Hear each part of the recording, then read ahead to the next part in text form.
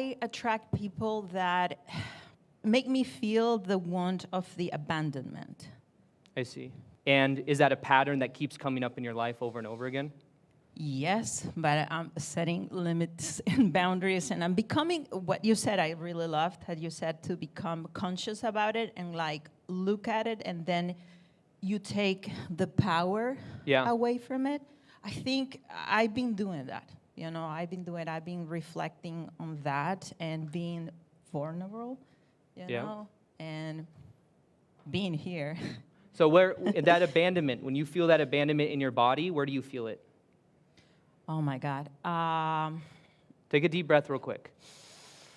Let it go. My throat and my chest. And like it locks down, like it doesn't let me talk, doesn't let me be myself. I see. Mm-hmm. So it doesn't let you be yourself. There's some form of tension. Is it tension? Yeah, it's tension. It's basically I locked. Like I locked and I'm like, it's like I don't want to be myself anymore. I hide again. Right. Mm-hmm. So that's the pattern. Okay, so the pattern is you feel like there's some form of abandonment there, or there's some form of tension in the throat. You can't express yourself. But the funny thing is that when there's that fear of expressing yourself, isn't that sort of a form of abandonment to begin with? Self-abandonment? Yes, absolutely, yeah. So in an interesting way, part of the cycle is that by not expressing yourself, you are also abandoning yourself. Yes. Which then also leads to, because the way that you treat you is the way that other people are then trained to treat you. Does that make sense? So if you don't choose yourself, or if you're afraid to express yourself, and you're abandoning yourself by holding yourself back, what many times will happen is people will mirror that energy back to you. So what if this abandonment that is the fear of, what if the key is in the actual expression of that energy, and by expressing it, you are then no longer abandoning yourself? That's why I'm a writer. Right, yeah. So, what is a way that you can express yourself? Writing. I've been doing that for all my life. Okay. But I think I need but see, that's the thing. I've been writing, but I have like 2-3 books that are being hidden in my laptop for 15 years. Okay. Because I don't want, first it was my grandfather is a pastor, and I didn't want to publish it because I didn't want to get his feelings hurt. And do you feel responsible for his feelings? When I was a teenager, I did. Yeah? Yes. Well, what about now as an adult? I think he knows me by now. Yeah. Yes. He can see me from everywhere. It's interesting how many times, to not hurt our family members by expressing the real us, we end up abandoning ourselves. Yeah. But who's to say that you expressing the real you, even if certain people in your family have challenges with that, or it brings stuff up for them, who's to say that that's not what they need in order to grow to the next level? Yeah. Who's to say that by not doing so, you're literally holding back their next level of growth because you're not allowing yourself to go to your own level of growth? Yes. But what happens is you are enabling them. So another way to look at this is by not trying to hurt your family members, which on one hand, you don't want to hurt your family members, but on another hand, what does that hurt represent? Well, the ones that I care are already in heaven, so I don't care about the rest if I hurt them. So I'm good. Yeah. Yes. But still, even if we look at that energy, though, I think very often we hold ourselves back from really expressing ourselves, and we're afraid of what family members and friends are going to think, so we abandon ourselves. But who's to say that that's not the medicine they need, even if it challenges their perception of you? Maybe that's a good thing, because what happens is they have the opportunity to level up and to either get to know the real you, rather than them just continuing to be in the autopilot mind with the you that's not the real you anyways. Is this making sense? Yes. So ultimately, the opportunity, the reflection of life is that we get a reflection of how we treat ourselves. So by not writing, by not putting that writing out there, let's talk about that for a minute. So you've written how many books? So far, I published 5, but there's one in particular that I've been holding on for 15 years. Why? Because why? it's the religious factor. in my Okay. family going on. Yeah, my mom, my dad. Is it more esoteric information, and they may judge it because of how they? It's me 100%. It's truly rebel, and that's how I've always been, like the black sheep in my family, but the cute one. Like, you know, that I did stuff and no one find out. Yeah. But yeah, so it's a book that I truly love. Like I just traveled back to Italy 15 years ago. I was there and I went back, and it was like going back to the places. And when I opened my laptop and I saw the novel, I was like, whoa. Yeah. You know, it's like meeting an old friend. And it's like, I don't understand. Now I don't understand why I waited so long. And I've published another book. Why did you wait so long?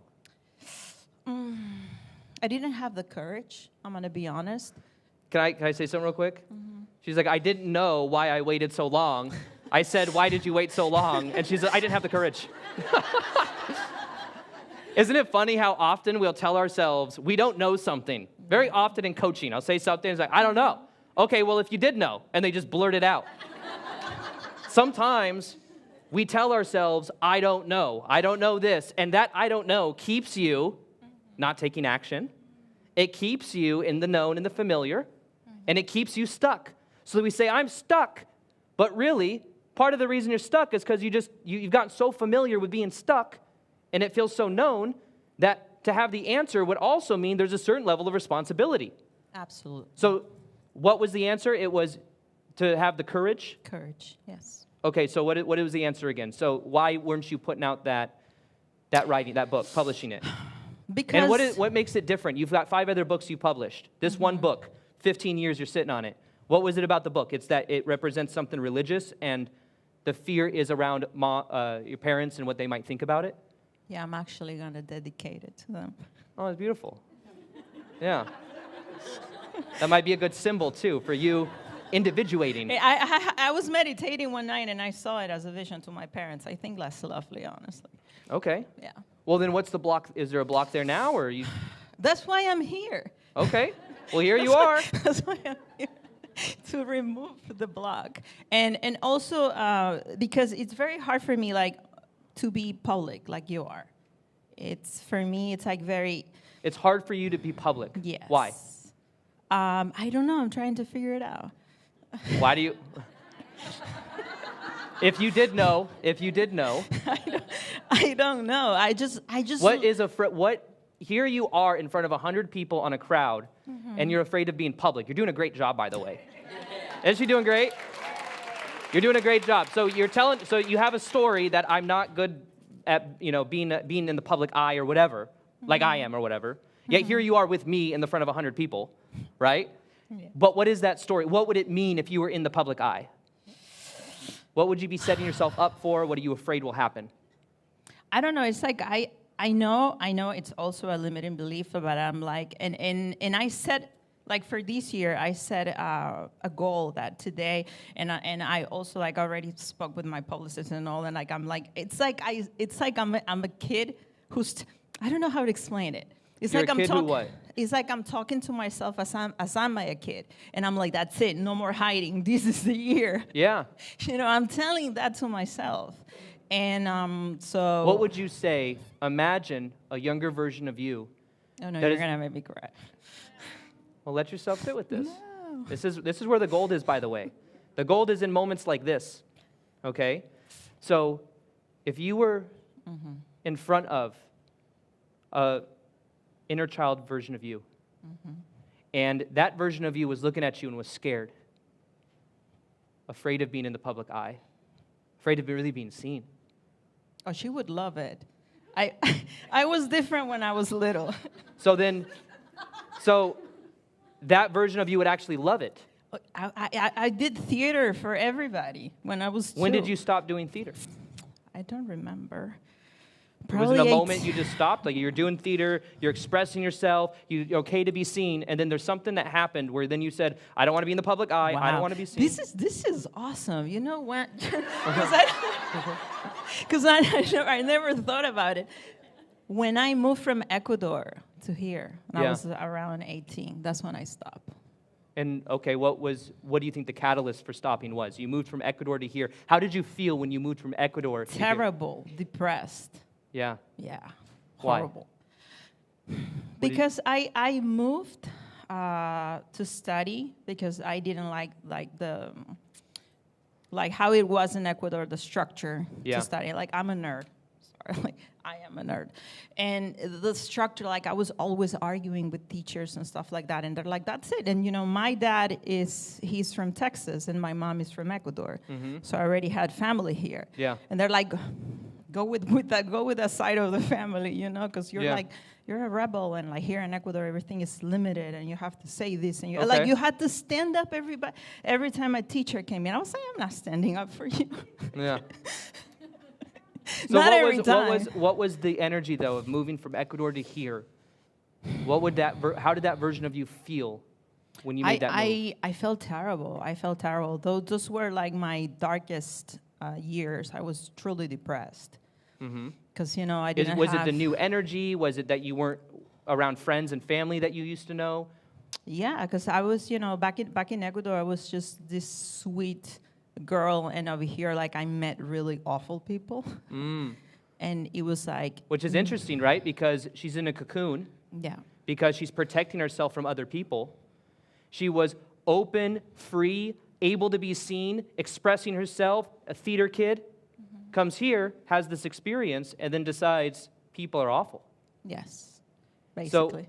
So if people are awful, so what I want to look at, though, is that experience has caused a form of belief. Belief, a story about reality. Yeah. A story about reality that maybe feels safe. Because what is it protecting you from? To get hurt again. Right. So the fear is around opening yourself up to actually connect to other people. So instead, I'm just going to play small, not express myself, right? And hide. So what do you think is really here for you? What is the core of this that you're working with right now? Right now, to get out, to be myself again. What is the core insight is there a part of yourself that you can begin to be present with? Yeah, my inner child, totally. And the inner child part of you that moved from Ecuador to here, is that the inner child? I think so. She was pretty awesome. She is pretty awesome, yes. So imagine, how old were you, that inner child part of you? What age? Oh, 2. 2? Wow. Yeah. 2 years old. Yes. So if you were to imagine a 2-year-old in front of you that's terrified, depressed, because they just moved from Ecuador to here, and maybe they feel like what are the emotions that younger you felt? Terrified, depressed. What else? Tap into that part of you. When I moved, or? Yeah, when you moved over. Yeah, numb, depressed, yeah. And what did that inner child part of you want and crave?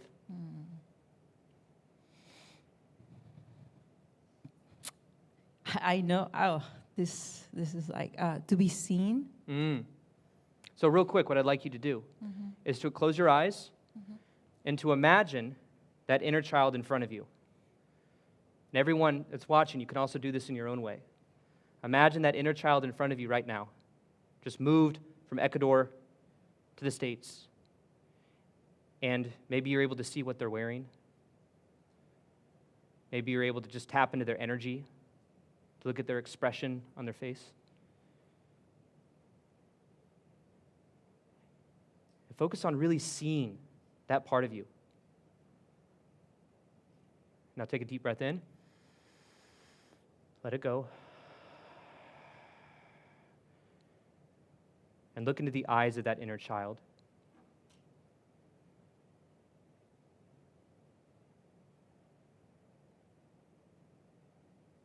And connect your heart to theirs.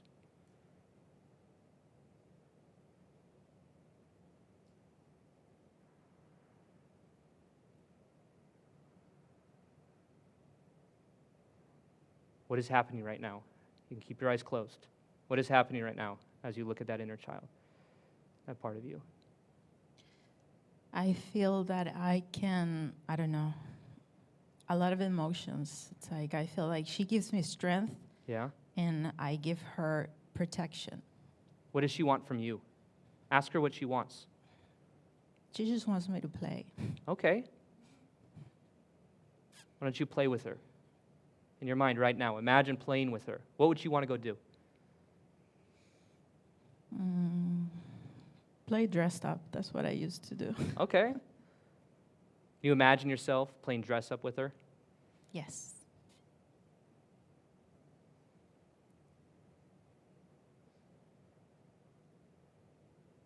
Want to take a deep breath in and out?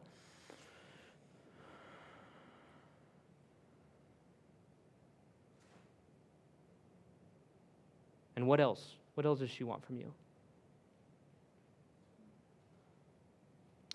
She wants me to lay down and just stare at the sun. Oh, it's beautiful. That's something that I still do. Imagine yourself lying next to her, looking up at the sun. Maybe absorbing the sun rays. Maybe feel that comfort of your inner child next to you. And that play energy. Taking a break from playing dress up.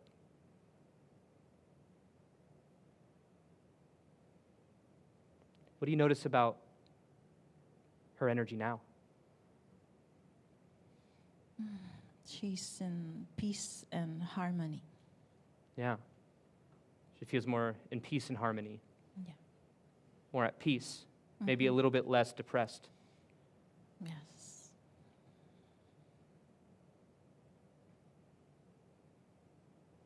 Now, what would you say to your inner child?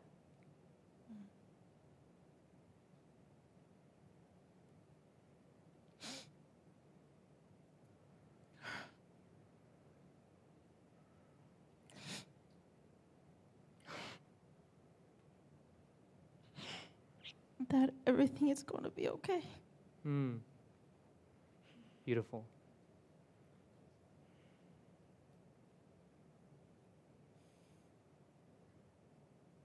Why don't you tell that to her? What did you say? Why don't you say that to her? Yes. Say it. Everything is going to be okay. Beautiful.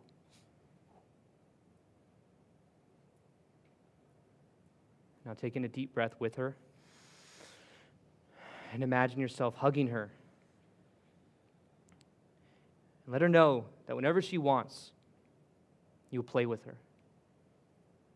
You'll lay under the sun with her. You'll hug her. And you'll breathe with her so that she knows that she is special, connected, loved, protected, and all of those things.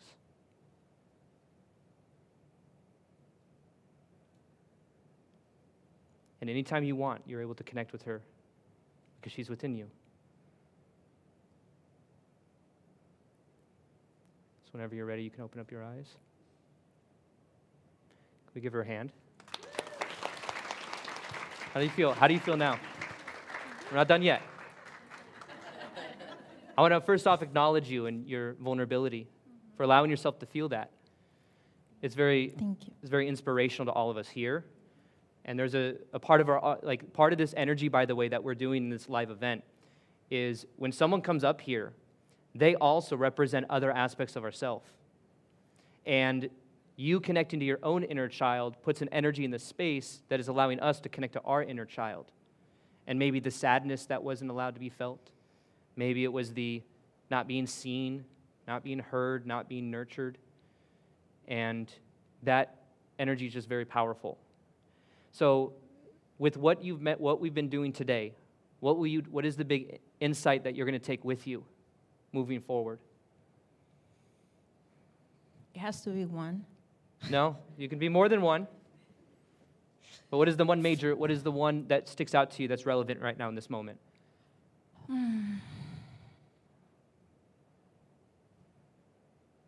To meet with my inner child, to give her the attention Yeah. that, that she craves or craved. What is a way that you can do that in daily life? I think, to be honest with you, I think my inner child is pretty alive in my daily life Oh, because that's beautiful. I'm a clown. Yeah? Yes. That's that inner child energy wanting to come out. It is very out. So what was, besides the play though, what was that when it brought up emotion for you? What was it that you said to her? That everything is going to be okay. Yeah. So maybe at moments throughout your week, you sit there and you connect to your inner child and you let her know that everything's okay. Even if you put out a book, everything's going to be okay. That inner child part of us sometimes holds us back and we're not even aware of it because it's a subconscious energy that's trying to stay safe. And the way to stay safe is to stay in your cocoon. It's not to express yourself. It's not to have your family members feel tension. But then we end up abandoning ourselves in the process. So what is one way you can stop the pattern of abandoning yourself? Obviously, one is not abandoning their inner child by letting them know it's going to be okay and being present with that part of you and seeing that part of you. What's another way you could do it? Another way, not to hide from what I feel in my core is my destiny. Yeah. Maybe publishing that book? Yes, absolutely. Are you going to publish that book? Yes. Amazing. How are you going to publish that book? What do you have to do that? This is like the spirit. So there's a spiritual component to the work that we're all doing, but then going home, there's a practical side of it as well. Yeah. Right? So to follow up with this so that everything that we're doing today really has a lasting impact, the follow-through is the other aspect of this. So what does that mean? What is the missing key to just publishing the book? It is a process, actually. I have to republish a book that I already published and kind of like come out to my market that does not know me on the spiritual level.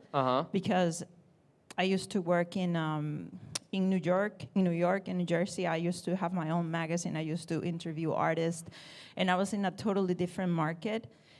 And I had these different kind of books, and it was so hard for me to be taken seriously, especially on my community. Latino community are very hard. I want to point out that is a belief that you're allowing yourself to stay where you are. I know. You know, but you're going to say it, you say it, and it's like, oh, in the Latino community, it's very hard to have these ideas. Okay, yes. That is a limiting belief, I agree. After all, I'm talking to you. I cannot be limited, you know? Well, how about this? How about understand that as you go to do this, stuff will come up. Okay. Even I just mentioned it, like, just go publish the freaking book. Yeah. And it's like, well, what about this and what about this? As you go to do it, stuff may come up for you. Okay? Yeah. The key is to move forward anyways. And that's what I receive in the meditation. Beautiful. Yes. The meditation, when we connected to our higher self, was it? Yeah. Yeah. The message was, go on. There you go. Yeah. So your homework is to go and to publish the book and to move forward. And if blocks come up, it's a part of the process. Yeah. It's not this thing, doesn't mean you should stop. It doesn't mean that in the Latino community, this is how it is. Those are all stories that reaffirm where you are and staying the same. That's a belief. Are there Latino authors? Yes. Well, obviously it didn't hold them back, did it? Right? It's like, oh, if that held back every Latino author, that'd be one Latino author. That sounds silly, right? There's amazing, incredible authors that are Latino. They didn't let that belief hold them back. That story may have been in their family, may have been if they were talking about something that maybe was outside the culture being brought up. But guess what? They did it anyways. Yeah. Right? Yes, absolutely. Awesome. Let's give her a big hand. Give you a hug. Thank you very much for coming on.